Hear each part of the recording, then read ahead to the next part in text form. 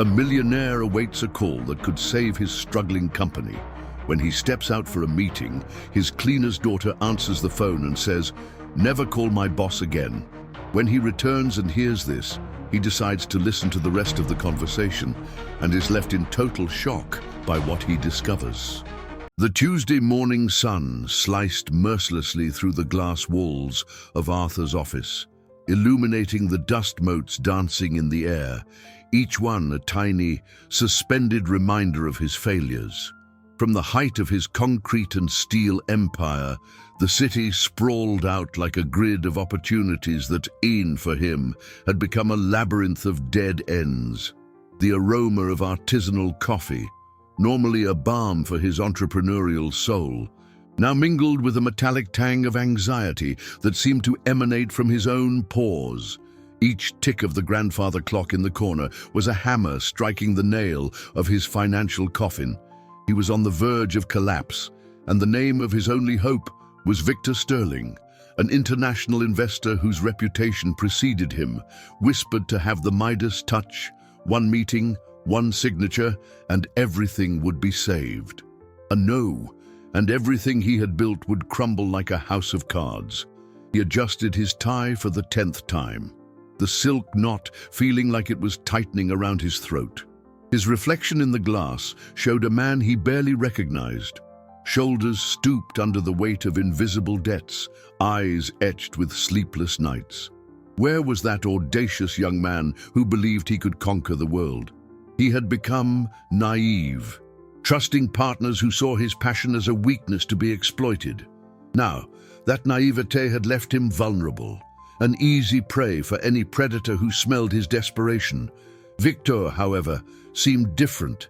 His emails were direct, his promises grand. He was a lifeline in an ocean of failure. The office door opened smoothly, and his assistant announced the visitor's early arrival. Victor Sterling strode in as if he owned the place, with a smile that seemed carved from marble and a suit that likely cost more than Arthur's car. In his hands, he carried a bottle of red wine, the label so old and prestigious that Arthur felt a wave of relief. It was a gesture of confidence, a sign that the deal was already sealed in his mind. "To celebrate our prosperous future in advance, my dear Arthur," Victor said, his voice a smooth, enveloping baritone that soothed the host's frayed nerves. Meanwhile, just outside the glass of the conference room, 8-year-old Lena was sitting on the hallway floor, drawing in a well-worn sketchbook. Her mother, Maria, the cleaner, was polishing the brass doorknobs with reverent care, reminding her daughter to stay quiet.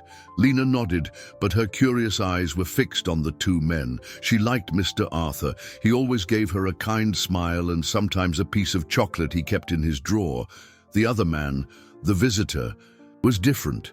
His smile didn't reach his eyes. Arthur, buoyed by Victor's confidence, poured the wine into 2 crystal glasses, the dark liquid swirling like liquid velvet. He turned for a moment to grab a letter opener from his desk, using it to gesture toward a point on the horizon. It was a second, no more. But in that second, Lena's eyes, sharp as a kitten's, saw something that made her hold her breath. The elegant man, with a quick, discreet motion, took a small envelope from his inner jacket pocket and tipped a fine white powder into Arthur's glass. The gesture was so fluid, so practiced, that a distracted adult would never have noticed.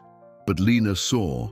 She saw the false smile reappear on the man's face as he pocketed the envelope.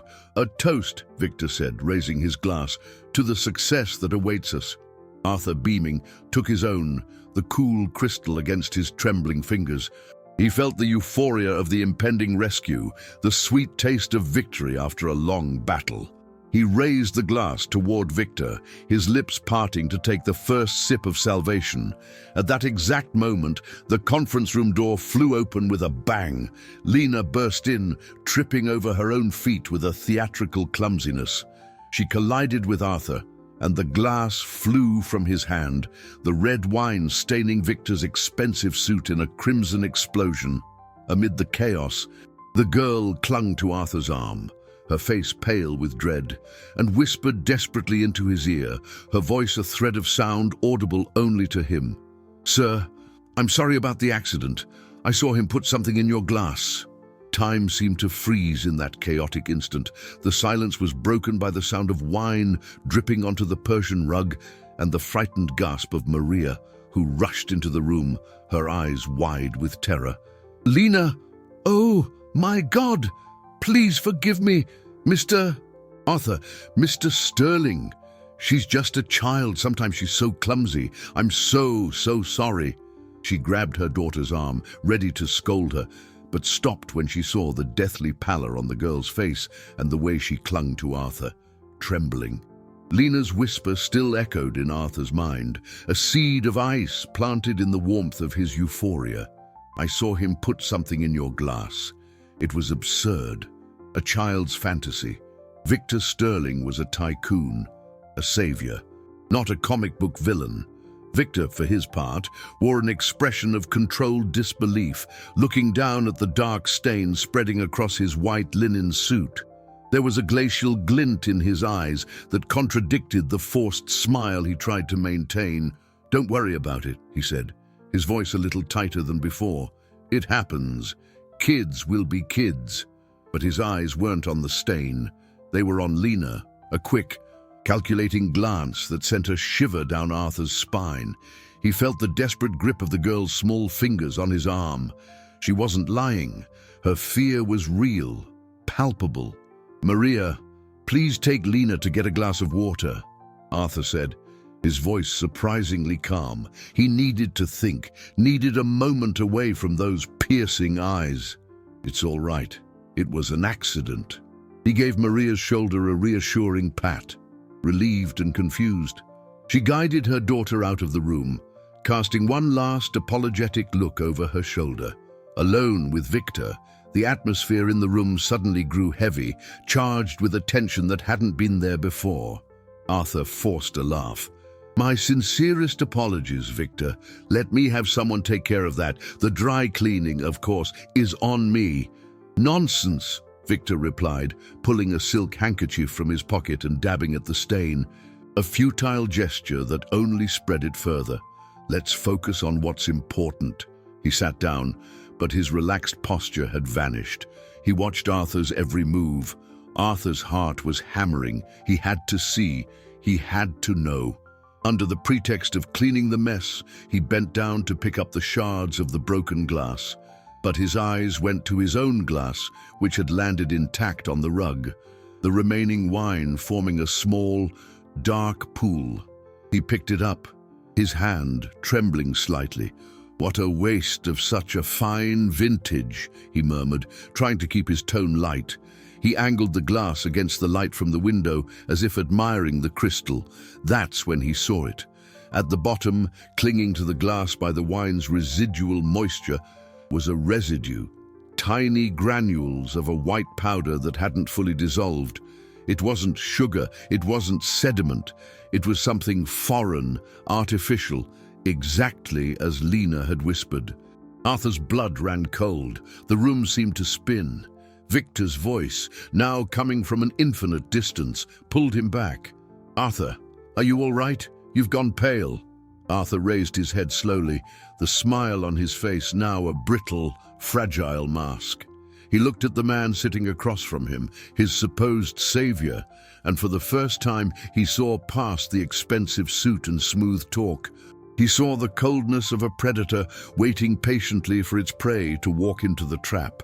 He was trapped in this room with the man who had just tried to kill him, and his only way out was to pretend nothing had happened. "I'm fine," he answered, his voice a hoarse thread, "just thinking about our bright future." The mask of the confident businessman was the only thing holding him together. Arthur placed the glass on the table with a hand that, to his immense relief, seemed steady. Every instinct screamed for him to run, to accuse the smiling monster before him, but reason, cold and sharp, warned him of the danger. He was unarmed, vulnerable, and Victor Sterling was a predator who clearly didn't leave loose ends. An accusation now would be his final sentence. He had to play the game, at least for a few more minutes. He forced a wider smile, hoping it would cover the panic in his eyes. "You know, Victor, this whole incident, it has left me a bit shaken. And look at your suit. I feel terribly guilty. I can't think about business with you in this state. It's a matter of respect." Victor raised an eyebrow, a subtle gesture that weighed Arthur's sincerity. "Arthur, please. It's just a suit. I have a closet full of them. What matters is the contract that will solidify our future." He gestured toward the papers in his briefcase, the bait that had almost worked so perfectly. Arthur shook his head, adopting the air of a mortified host. "No, I insist. It wouldn't be professional of me. My head isn't in the right place. My employee's daughter, the commotion. Please, let's reschedule for tomorrow. Same time. Allow me this small gesture to make up for the trouble. Today, drinks and lunch are on me, of course. But business, tomorrow, when we're both calmer." The excuse was flimsy, but it was all he had. He was banking on Victor's arrogance, on the belief that his prey was so desperate that one more day wouldn't make a difference. For a long moment, Victor just watched him, his gaze weighing every word. Arthur felt a drop of sweat trickle down his back. Finally, Victor stood, a condescending smile forming on his lips. "If you insist, Arthur, your hospitality is excessive, but I appreciate the gesture. Tomorrow, then." He extended his hand. Arthur shook it. Victor's skin was as cold and dry as a snake's. The walk to the elevator was the longest of Arthur's life. Every step was measured, every word exchanged a polished lie. "Until tomorrow, Arthur. Until tomorrow, Victor." The elevator doors closed, and Arthur's persona crumbled. He leaned against the hallway wall, his legs shaky, gasping as if he'd run a marathon. The relief was so intense, it nearly brought him to his knees. He survived. But the relief was immediately replaced by an overwhelming terror. Lena, Maria, the girl had seen. And from the look Victor had given her, he knew she had seen. They were no longer safe. He ran back to his office, locking the door behind him. With trembling hands, he took the contaminated glass, wrapping it carefully in several tissues from his desk drawer, treating it like a precious, deadly artifact. He placed it inside his briefcase, next to the contracts that now seemed like documents from a parallel world. His mind, usually a whirlwind of business strategies and market projections, was focused on a single, terrifying truth. An 8-year-old girl, with her pure intuition and instant courage, possessed better survival instincts than he. A businessman who prided himself on his ability to read people. The humiliation burned, but it was eclipsed by a gratitude so profound it left him breathless. He owed her his life, and now he had to protect hers. He picked up his phone, his finger hovering over 911, but he hesitated. Who would believe him? A millionaire on the brink of bankruptcy accusing his savior of attempted murder based on a child's whisper. They'd think he was crazy. He needed concrete proof, and he needed help from someone he could trust with his life. He dialed a number from his personal contacts, one he hadn't used in years. The voice on the other end answered on the second ring. "George, it's Arthur. Cancel everything you're doing. I need you. Now. And George, find Maria, the cleaner, and her daughter. Find out where they went and put your best people on them. Don't let them out of your sight for a second." George was the personification of calm in the midst of chaos. An ex-head of security Arthur had hired years ago after a threat from a bitter competitor. He now ran a small, discreet risk management firm. He arrived in under 20 minutes, entering through a service entrance without any fuss, his face as impassive as ever. He listened to Arthur's account without interruption, his grey eyes fixed on his former boss's pale face, absorbing every detail, every tremor in his voice. When Arthur finished, he held out his hand for the briefcase. "The glass," he said, not as a question, but as a command. Arthur handed it over, and George examined it with the precision of a forensics expert, his expression revealing nothing. "My men have already located Maria and the girl," George said, his voice low and reassuring. They took a bus to their neighborhood in Queens. They're safe for now. I've had 2 agents follow them at a discreet distance. Arthur felt a small wave of relief. It was the first right decision he'd made all day. What do we do, George? The police? Not yet, George cut in. You're right. It's your word against his. With the testimony of a scared child, we need more. What's in this glass is our priority. I know a private lab, reliable and fast. We'll have results in a few hours. He took a padded case from his briefcase and placed the glass carefully inside, sealing it. In the meantime, you have a meeting tomorrow. Arthur shuddered. The thought of facing Victor again, of smiling and pretending, made his stomach churn. I can't. George, I can't do it. You have to, George insisted, his tone unyielding. You put him off today. If you cancel tomorrow, he'll know something's wrong. You'll become the primary target, and he'll find another way, perhaps less subtle. You need to go, act like the desperate businessman he expects you to be. Buy us time. Record the conversation. Try to get him to talk about the wine, about the accident. He looked Arthur in the eye. But you've been a businessman your whole life, Arthur. Consider this, the most important negotiation of your life. Meanwhile, in a modest neighborhood in Queens, Maria was trying to calm her racing heart. She didn't understand what had happened. Lena was sitting on her bed, too quiet for a child her age. She clutched her sketchbook like a shield. Lena, sweetie, what happened back there? Why did you do that? Maria asked gently, sitting beside her. Oh, you scared me so much. Lena looked up at her mother, her eyes large and serious. That man, Mommy, he was a bad man. He put a powder in Mr. Arthur's drink. I saw him. Maria sighed. Lena always had such a vivid imagination. Honey, maybe you were mistaken. Maybe it was just some sugar. It wasn't sugar, Mommy. It was badness powder. His smile was fake. Maria hugged her daughter tightly. She was exhausted and frightened. The job at Mr. Arthur's office was the best thing that had happened to them in years. She feared Lena's accident could cost her that job. Life was hard enough already. She didn't notice the discreet sedan parked across the street, nor the 2 men inside whose eyes never strayed from the window of their small apartment. Arthur's protection had already enveloped them, an invisible shield against a danger Maria still believed was a product of her daughter's imagination. That night, sleep didn't come for Arthur. He replayed the scene in his mind, the quick flick of Victor's hand, the glint of the powder, the terror in Lena's eyes. Every detail now screamed danger. He had built his empire on trust, on the belief that a handshake meant something. He saw the best in people, a trait his mentors had called optimism, but which he now saw as a dangerous naivete. His greed, his desperation to save the company at any cost, had blinded him to the obvious signs. He had almost traded his life for a contract, and a child with the purity of someone who hadn't yet learned to lie to herself saw the truth he had refused to see. That thought was more bitter than any poison.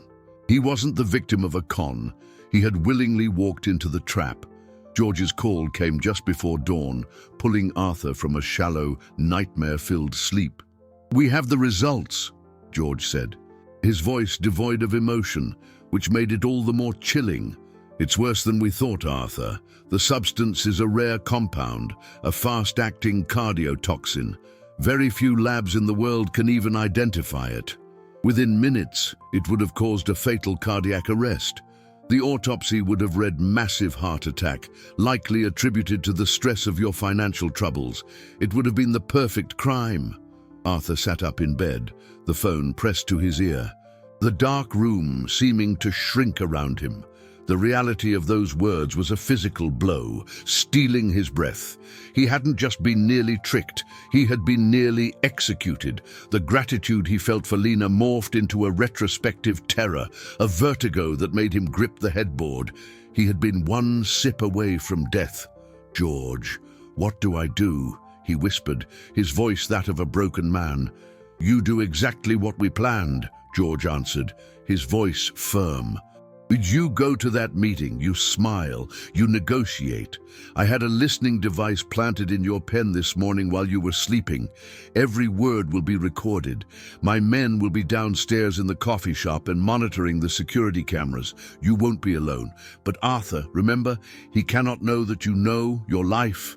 And now the lives of that little girl and her mother depend on your performance.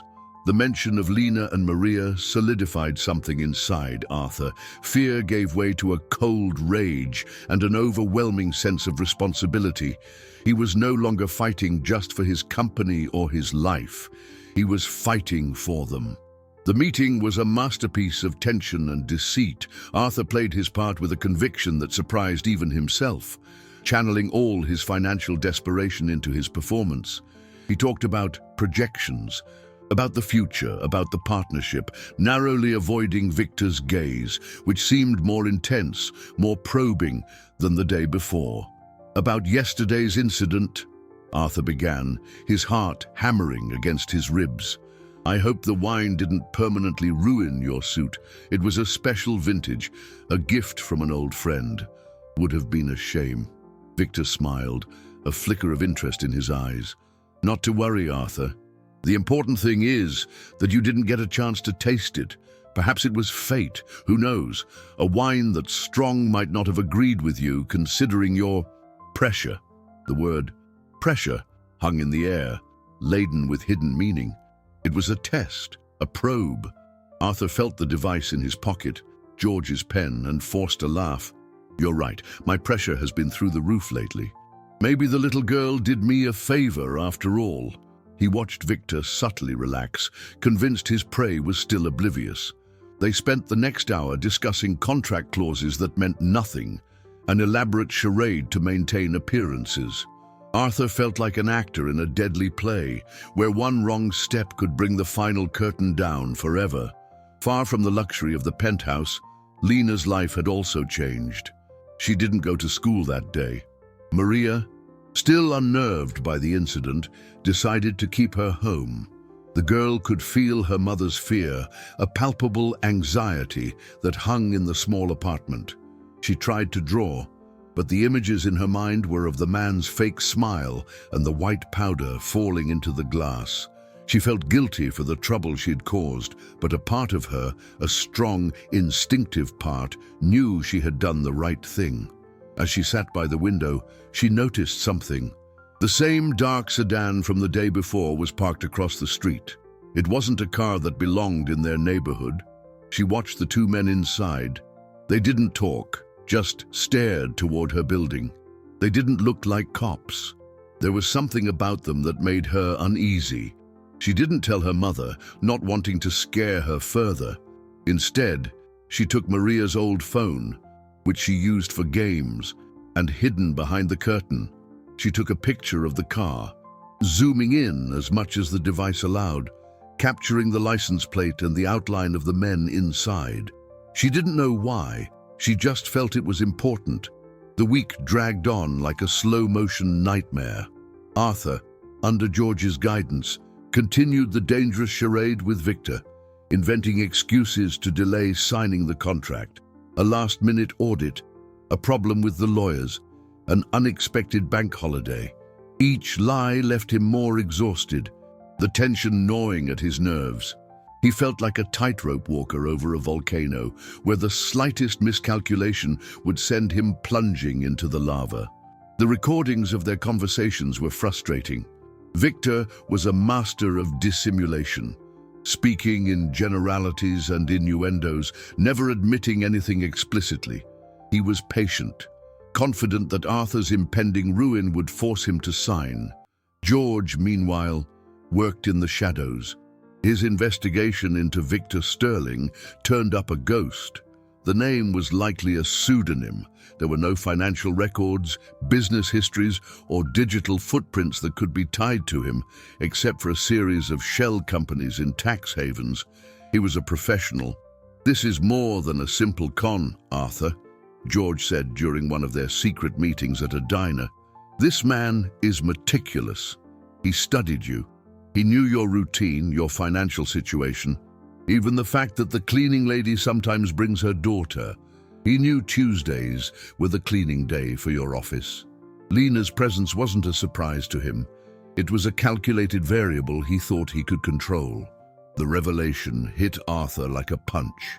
He wasn't just a target of opportunity, he was a project. Someone had been watching him for weeks, maybe months, analyzing his weaknesses, waiting for the perfect moment to strike.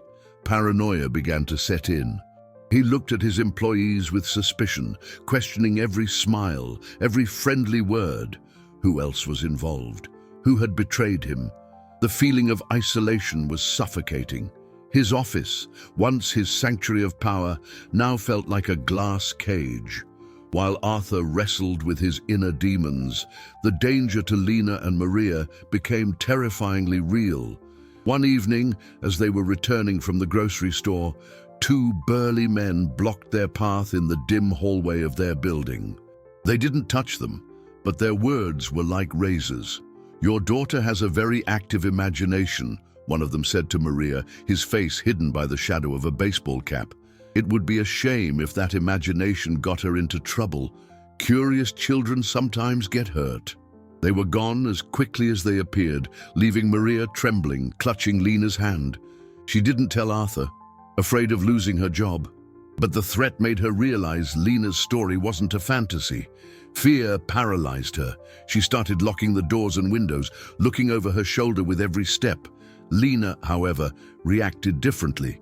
The fear was there, but beneath it, a cold determination began to form. She remembered the photo she'd taken of the car, and something else. In that split second in Arthur's office, before the powder fell, she'd seen Victor take the small paper envelope from his pocket. She remembered the envelope.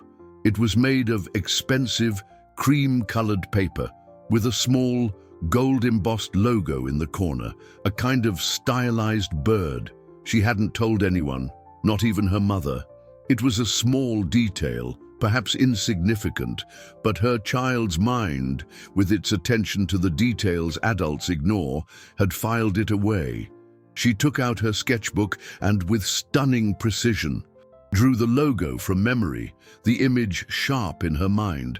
She didn't know what it meant, but she felt it was a piece of the puzzle, a key to understanding the bad man.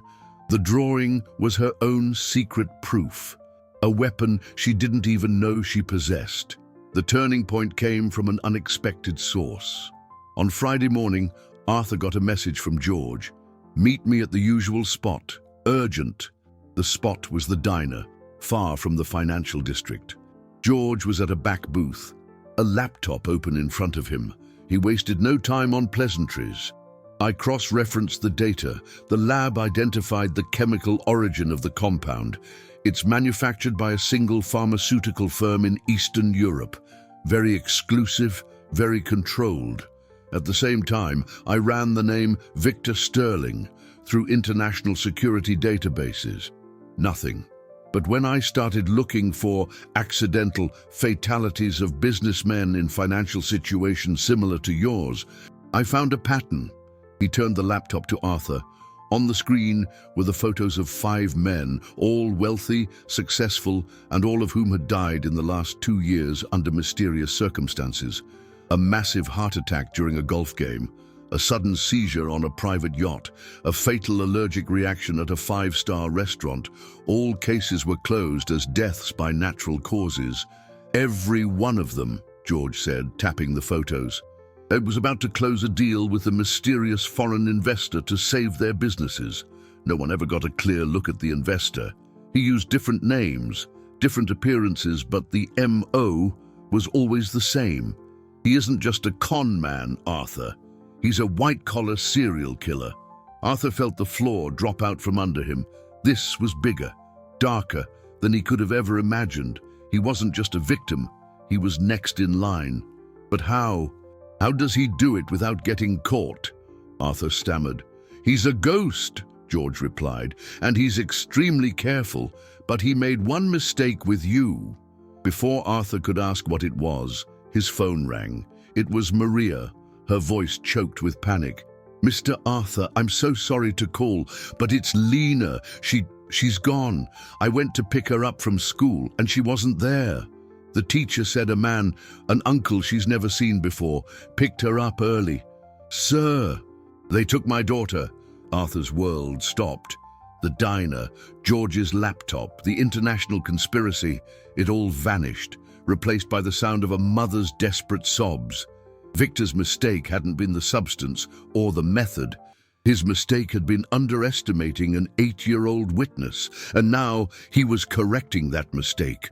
A cold, primal terror seized Arthur, a feeling he had never before experienced. It was the certainty that he had led the danger right to the door of the one person who had saved him. As George was already on the phone, activating all his contacts and putting his team on high alert, Arthur realized the terrible truth. The battle was no longer about his company or his life. It was about rescuing an innocent child who had been dragged into his world of greed and deceit. Meanwhile, in a moving van, Lena sat in silence, her heart pounding, but her face strangely calm. The uncle, who picked her up from school, had a smile that didn't reach his eyes, just like Mr. Sterling's. She knew she was in danger, but panic didn't overwhelm her. Instead, her mind focused on the details. She had slipped her sketchbook into her backpack before she was taken. Inside, it was the drawing of the golden bird logo and, more importantly, something she had added that morning. A careful notation of the license plate from the dark sedan that was always parked on her street, copied from the photo she'd taken. She didn't know if she could escape, but somehow, she knew she had to protect that information. It was her only weapon. And when one of the men grabbed her backpack and tossed it into the back of the van, she saw something that made her blood run cold. In his hand was a small, cream-colored paper envelope, identical to the one Victor had used. And in the corner, gleaming, was the same golden bird logo. Arthur's panic was a physical thing, an icy claw that clenched his chest and stole his breath. Maria's sobs on the phone were an echo of his own crushing guilt. He, with his arrogance and desperation, had lit the fire, and now an innocent child and her mother were being burned by it. "George, do something!" he cried, his voice raw with despair. Even as George was already speaking into his own phone, rattling off orders in a rapid, coded jargon. "I am," George said, his eyes never leaving Arthur's. "The license plate the girl photographed. Have Maria send me the picture. It's our best lead." Arthur relayed the message to the frantic mother, his mind spinning in an abyss of what-ifs. What if they hurt her? What if they were too late? The image of Lena, with her serious eyes and her sketchbook, haunted him. She wasn't just a witness. She was the embodiment of his conscience, the brave child he had failed to protect. The next few hours were pure agony. George turned Arthur's office into a makeshift command center, with city maps spread across the conference table and comms lines crackling with updates. Arthur was useless, pacing like a caged animal, haunted by the silence of his own phone. Every passing minute was torture. He looked at the empty chair where Victor Sterling had sat, the man who smiled while planning murder, and felt a hatred so pure and intense it frightened him. He had catastrophically underestimated his enemy. Victor wasn't just a criminal, he was a monster with no limits, one who had no problem using a child as a pawn in his deadly game. The guilt ate at Arthur from the inside out. He had put the price of his company above the safety of a family, and now the universe was collecting the debt. Meanwhile, Lena was in a dusty warehouse, the smell of mildew and oil filling the air.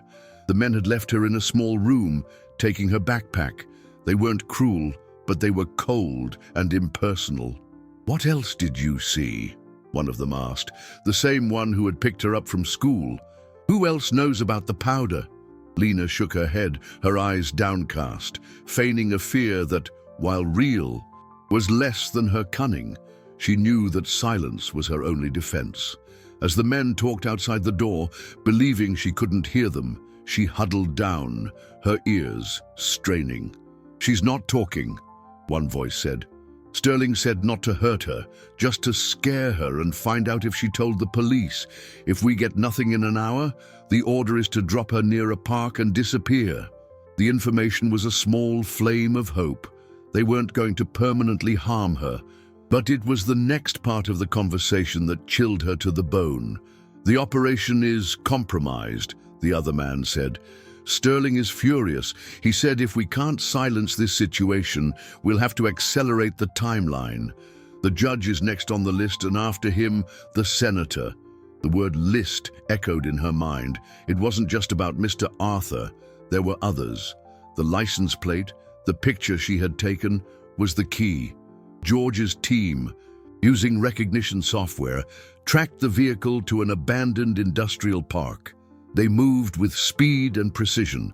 There was no confrontation. The men, alerted by a lookout, fled moments before the team arrived, leaving Lena behind, scared but unharmed, exactly as they had planned. The reunion in Arthur's office was a storm of indescribable emotions. Maria ran and embraced her daughter, sobbing with relief, while Arthur watched, his heart aching with a mix of gratitude and shame. He knelt in front of Lena. "Are you okay?" he asked, his voice thick. Lena nodded, her large eyes fixed on his. She seemed older, as if the few hours of terror had stolen a piece of her childhood. "I heard them talking," she said, her voice low and steady, cutting through her mother's sobs. "They didn't just want to know what I saw. They talked about a list, and they said the next name after yours was a judge." Lena's words fell like stones into a silent pool, the ripples of their meaning spreading through the room and enveloping everyone. A judge. The conspiracy was deeper and more dangerous than any of them could have dreamed. George, who had maintained a steel-like composure throughout the rescue, now had a frown of concern on his brow. "Arthur, this changes everything," he said in a low voice, guiding him to a corner, while Maria continued to stroke her daughter's hair, murmuring words of comfort. "Targeting a businessman is one thing, aiming for a member of the judiciary. That means Sterling's organization has the audacity and possibly the resources to try and destabilize the system itself. We're dealing with something much bigger than murder for profit." The revelation was overwhelming. Arthur felt like he was sinking in quicksand. The more he struggled, the deeper the danger pulled him, and he had dragged Lena and Maria into the center of this vortex. The guilt was a physical weight on his shoulders. He looked at the girl, now sitting on the sofa, her head in her mother's lap. She looked so small, so fragile, yet her mind held information that could bring down a criminal empire. And that made her the most valuable and most vulnerable target of all. "They can't go back to their apartment," Arthur said, the decision forming with absolute clarity. "It's not safe. They're staying with me." George nodded. "I agree. I've prepared a secure apartment in one of your buildings, one that's not listed under your name. Maximum security. No one in or out without my authorization. It's the only way." Maria protested, frightened by the thought of abandoning her home, her life. But the look in Arthur's eyes and the firmness in George's voice convinced her. She saw the terrifying truth. Her old life had ended the moment her daughter stumbled into that conference room. The move was made under the cover of night. Arthur, Maria, and Lena, escorted by George's men, moved into a luxurious corporate apartment, an anonymous and secure haven. For the first time in days, Arthur felt he could breathe, even if the air was still thick with fear. In the following days, a strange routine took hold. Arthur, stripped of his role as a tycoon, found himself in a new one, protector. He spent hours with Lena, not questioning her, but simply talking.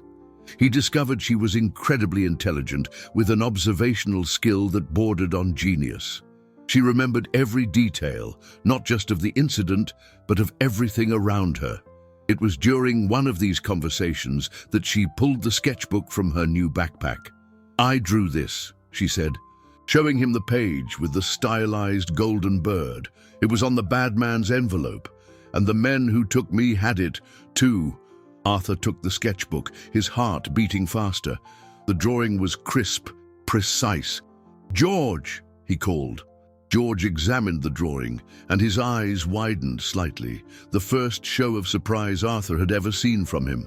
"I know this symbol," George said slowly. "It's not a corporate logo. It's the crest of an old European secret society, known as the Order of the Phoenix. Legend says they specialized in silent transitions of power. Most historians consider them a myth." Arthur looked from the drawing to Lena's face, which was watching him with a calm curiosity. A myth. He was being hunted by a myth that had turned out to be terrifyingly real, and the only person who had managed to get visual proof of their existence was an 8-year-old girl with a pencil and a sketchbook. The irony was overwhelming.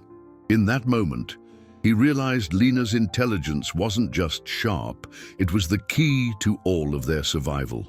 Life in the safe house was a bizarre mix of luxury and imprisonment. The floor-to-ceiling windows offered a stunning view of the city, but to Arthur, Maria, and Lena, it was just a reminder of a world from which they had been severed. Maria cooked elaborate meals in the state-of-the-art kitchen, an act of normalcy in a completely abnormal situation, her tense movements revealing the fear that never left her. Arthur, meanwhile, tried to fill the days. He bought Lena the best art supplies money could buy, sitting with her for hours as she drew, not fantasy worlds, but uncannily detailed renderings of what she remembered. Victor's face, the car's license plate, the Phoenix logo. In these moments, the barrier between the millionaire and the cleaner's daughter dissolved. He saw in her not a victim to be protected, but an ally, a partner with an extraordinary mind. He marveled at her resilience, at how she processed trauma through art and logic, while he, the adult, felt like he was falling apart. The hope that they could simply hide and wait out the storm was brutally shattered when George arrived in the middle of the second week. His face, normally a mask of professional calm, was grim. "I tried a back channel," he said, placing a thin file on the coffee table. "An old contact on the police force, a man I'd trust with my life. I asked him to quietly pull the file on one of the other victims, the businessman who had the heart attack on the golf course. He gave me what he could." George opened the file. "The official report is a sham. The crime scene photos are missing. The primary witness's statement was misplaced. And the toxicology report, the blood sample was accidentally contaminated at the police lab before a full analysis could be done." Arthur sank into the sofa, the news sucking what little air was left from his lungs. "They're on the inside," he whispered. "The Order. They have people inside the police department." "Worse," George said. "My contact was transferred to a desk job the next day. A clear message. The official channels aren't just useless, they're a trap. Any information we give the police will likely go straight to Sterling and his people. We are completely on our own." The despair in the room was palpable. They were trapped, hunted by a ghost organization with tentacles that reached even into the law. George left, leaving the file on the table like a monument to their failure. Arthur flipped through it hopelessly, seeing only legal jargon and bureaucratic forms. He tossed it aside, feeling the weight of defeat. Later that afternoon, Lena, having finished her drawings, wandered over to the table. "What's that?" she asked, pointing to the file. "Just work papers, sweetie." "Boring stuff," Arthur said, despondent. But Lena picked up one of the pages, an addendum that appeared to be a copy of the victim's personal ledger. She frowned, tracing a finger down columns of numbers. "This is wrong," she said simply. "What is?" Maria asked, moving closer. "This game," Lena said, as if it were the most obvious thing in the world. "See, here he uses letters for some numbers. A is 1, B is 2. But sometimes the number has a dot next to it. When it has a dot, you have to read the letter backward in the alphabet. A B with a dot becomes Z. It's a mirror code. I had a puzzle book like this." Arthur and Maria exchanged a skeptical glance, but Arthur leaned in, his heart starting to beat a little faster. He looked at the seemingly random notations next to certain expenses. Meeting WWVS was written next to a cash withdrawal, and beside it, a string of letters and numbers that made no sense. "Try your code, Lena," Arthur said, his voice a whisper. With her help, they began to decipher the line, letter by letter, number by number. It wasn't a financial transaction, it was a note. When they were finished, they stared at the paper, their blood running cold. The deciphered message read, "Judge Albright, Federal Courthouse, Friday, 2 p.m., Charity Gala." The gala was in 2 days. For a long moment, no one in the room moved. The words Lena had deciphered hung in the air, heavy and toxic. Judge Albright, Charity Gala, Friday. They were the coordinates for an execution. Maria was the first to break the silence, pulling Lena away from the table as if the papers were on fire. "Enough," she said, her voice trembling with dread and protective fury. "This is not our problem. This is not our fight. Mr. Arthur, with all due respect, you promised us safety. We are not spies. We are regular people. My daughter cannot be in the middle of this." Her panic was an understandable force, the cry of a mother watching her child being dragged into the depths of a dangerous ocean. Arthur didn't reprimand her. He understood. He felt the same thing. An overwhelming urge to grab them both and flee to the most remote corner of the earth. But he looked at the message on the paper and at Lena's serious face, and he knew that running was no longer an option. The Order of the Phoenix was not the type to leave witnesses alive, especially one as dangerous as Lena. They would be hunted wherever they went. Their only chance of survival was to fight back. "Maria, I know you're scared. I am too," he said, his voice calm but filled with a new, dark determination. "But they know about us. They know what Lena saw. Disappearing will only make us easier targets. And now we know another life is at stake. We can't stand by and let it happen." He turned to the girl, who was watching the exchange with a maturity that broke his heart. He knelt before her, ignoring Maria for a moment, and took her small hands. "Lena, you are the bravest person I have ever met," he said. And the words were the purest truth he had ever spoken. "None of this is your fault. It's mine. But you, with your intelligence and your courage, have given us a chance to stop these bad people. I will never, ever ask you to do something that puts you in danger, but I need your help to understand.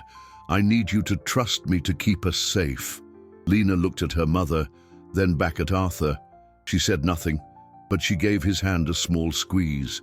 A gesture of trust that was worth more than 1,000 words. That simple gesture sealed their fate. They were no longer scared individuals in hiding.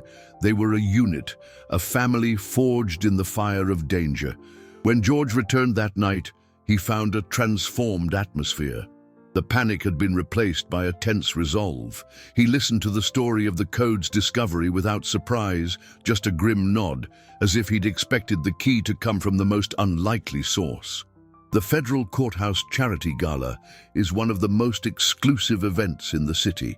Security is tight, but it's designed to stop intruders from getting in, not to monitor the guests already inside. He analyzed. Sterling, or whoever he is, will be on the inside, moving freely. "So what do we do?" Arthur asked. "We can't call the judge and tell him he's going to be attacked based on a puzzle deciphered by a child. They'd have us committed." "No," George said, his grey eyes glinting with the light of a desperate plan. "We don't warn him. We go to the gala. You, Arthur, are a frequent donor. Getting a last-minute invitation won't be a problem. You will be my eyes and ears inside. My team and I will be outside, monitoring communications, watching the entrances and exits. We will not intervene. We will not try to be heroes. Our only objective is to get one piece of irrefutable proof, a photo, a recording of Sterling approaching the judge, something that can't be lost or contaminated, something we can take to the one entity I believe is above their influence. The international press. The plan was insane, a roll of the dice with their lives, but it was the only plan they had. Arthur picked up the phone, his finger hovering over the number for his contact at the gala's organization. He looked at Lena, at Maria, and then at George. "And I'm making the call," he said, his voice steady, sealing the pact. They were about to walk into the lion's den, armed only with a designer suit, a little girl's intellect, and a desperate hope of making it out alive. The grand ballroom of the luxury hotel was a symphony of opulence and denial. The sound of a string quartet drifted over polite conversation and the clinking of crystal flutes. Men in tuxedos and women in silk gowns glided across the marble floor, smiling smiles that didn't reach their eyes, just like Victor's. Arthur felt like a ghost among them. He wore the same kind of suit, held the same glass of champagne, but he was an imposter. Every beat of his heart was a war drum in his ears. Through a tiny earpiece, George's calm voice was his only anchor to reality. "Any sign of him, Arthur?" "Not yet," Arthur whispered, his eyes scanning the crowd, searching for a face that haunted his nightmares. He located Judge Albright near the champagne fountain. He was a kind-faced, white-haired man, laughing at a joke told by a senator. He seemed untouchable, oblivious to the spider's web being woven around him. Arthur felt a knot in his stomach. The man had no idea his life was being traded like a stock on Wall Street. The responsibility weighed on Arthur with crushing force. If he failed, the man's blood would be on his hands. "I have eyes on the judge," he reported. "No sign of Sterling?" "Keep looking," George replied. "He won't make his move in the middle of the crowd. He'll wait for a moment of isolation. Stay close to the judge." Then he saw him. It wasn't the Victor Sterling he knew. The hair was darker, slicked back. There was a discreet mustache and thin-rimmed glasses that changed the structure of his face. But the eyes were the same. Cold, calculating, predatory. He was across the ballroom, chatting amiably with an elderly couple, looking perfectly at ease. He was a chameleon, a master of infiltration. "Target spotted," Arthur murmured, his body going rigid. "He's changed his appearance." "Understood. Is the pen camera ready?" George asked. "Ready," Arthur replied, the pen feeling as heavy as a gun in his pocket. Arthur watched, heart in his throat, as the man excused himself from the couple and made his way to the bar. He took not one, but 2 glasses of champagne from a tray. The scene was a horrifying replay, an echo of the day in his office. He knew what was coming next. With an unnerving calm, the false Victor moved through the crowd, his path converging inexorably with Judge Albright's. It was like watching a train crash in slow motion. Arthur began to move too, trying to get an angle for the shot, for the proof George needed. But the crowd was thick. People stopped him to say hello. Oblivious to his desperate mission, the moment arrived. The man intercepted the judge with a warm smile. "Judge Albright, such an honor. Allow me to offer you a drink." He held out the glass. The judge, flattered, smiled and accepted it. Arthur was only a few feet away, but a cluster of guests formed around the judge, blocking his view. He wasn't going to get the shot. Panic flooded him. "George, I don't have an angle," he hissed. "He's going to drink it." There was no time for proof. There was only time for prevention. In a split second, the image of Lena bursting into his conference room flashed in his mind. Her calculated chaos, her courage. He knew what he had to do. With a motion that was both clumsy and deliberate, Arthur lunged forward, tripping and colliding with a passing waiter carrying a full tray of glasses and hors d'oeuvres. The result was an explosion of glass and liquid. The tray went flying, glasses shattered, and a wave of champagne and canapes drenched Judge Albright and the man beside him. The fatal glass, undrunk, smashed to the floor, its contents mingling with the mess. Amid the chaos of apologies and gasps, Arthur got to his feet. His eyes met the assassin's. The man's apologetic smile was a masterpiece of deceit, but his eyes were chips of ice. In them, there was no surprise or anger at the accident, There was only recognition, cold, absolute, and murderous. He knew it hadn't been an accident. The look of recognition in the assassin's eyes lasted only a second, but to Arthur, it felt like an eternity. In that second, the rules of the game changed. The charade was over. The hunt was now on, out in the open. The man, with supernatural calm, took a step back, offering a handkerchief to the stunned judge and muttering apologies, his gentlemanly disguise perfectly intact. Then he turned and, without a hint of hurry, began moving toward the exit, melting into the crowd. He didn't look back, but Arthur felt his gaze like a brand on his back. "Get out of there now, Arthur." George's voice crackled in his ear, urgent. "Head for the east exit. My men are waiting. Don't stop to talk to anyone." Obeying like an automaton, Arthur apologized profusely to the judge and nearby guests, claiming a sudden dizzy spell, and moved away, his heart racing. He had failed.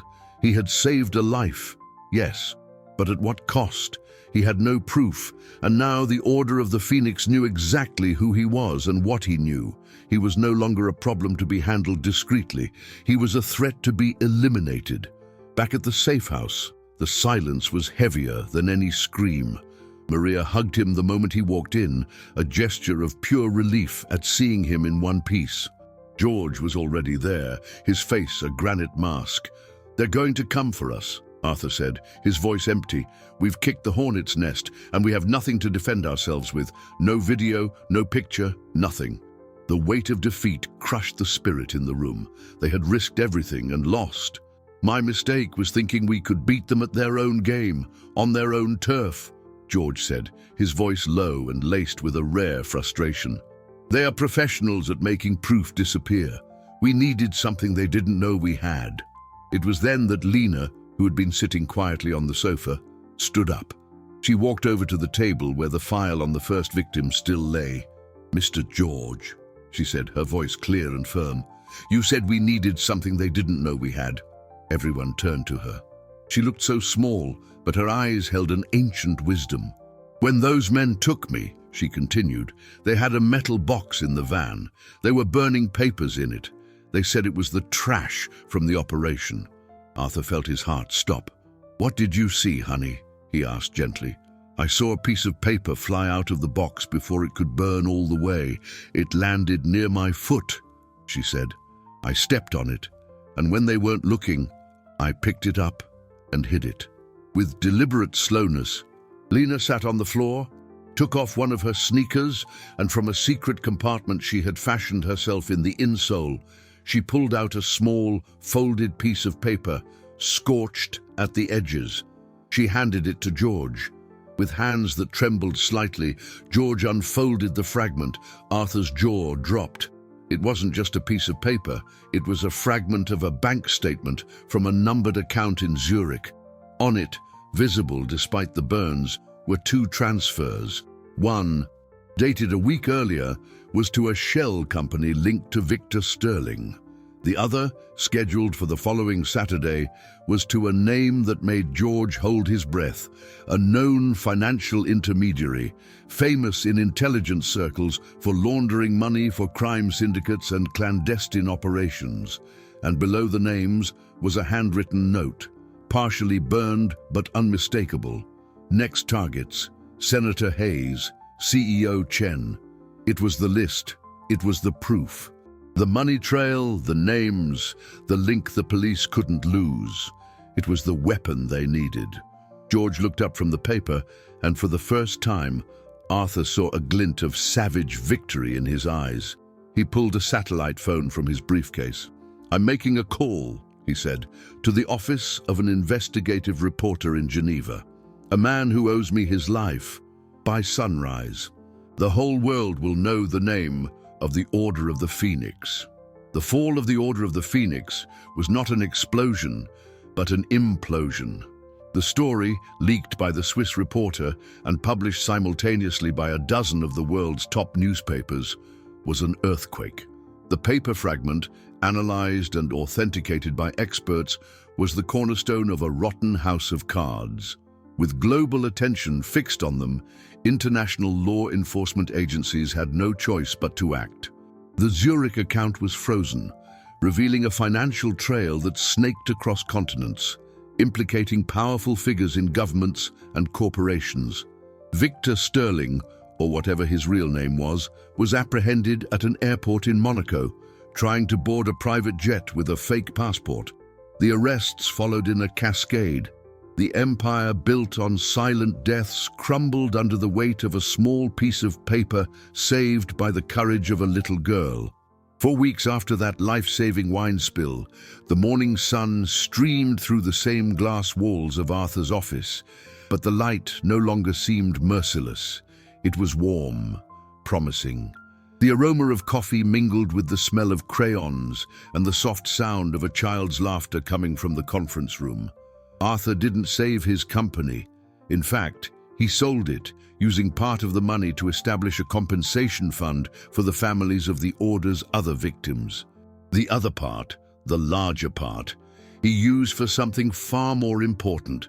He looked into the conference room. Maria was there, not in a cleaning uniform, but in a smart business suit, reviewing spreadsheets on a laptop. She was the new administrator of the fund, her meticulous attention to detail and innate empathy making her perfect for the job. And next to her, at a large drafting table installed where the conference table used to be, sat Lena. She was no longer drawing the faces of criminals. She was drawing skyscrapers, bridges, and cities of the future, her lines bold and full of imagination. Arthur had finalized the adoption the week before. They were, officially, a family. The transformation in his life had been total. He had learned the hard way that true wealth wasn't in risky deals or financial empires, but in the ability to recognize and protect those who first protect you.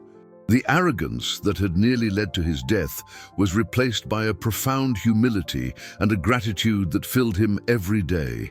He had discovered that real security didn't come from glass walls and bank accounts, but from family bonds built on mutual protection and courage. Lena looked up from her drawing and smiled at him.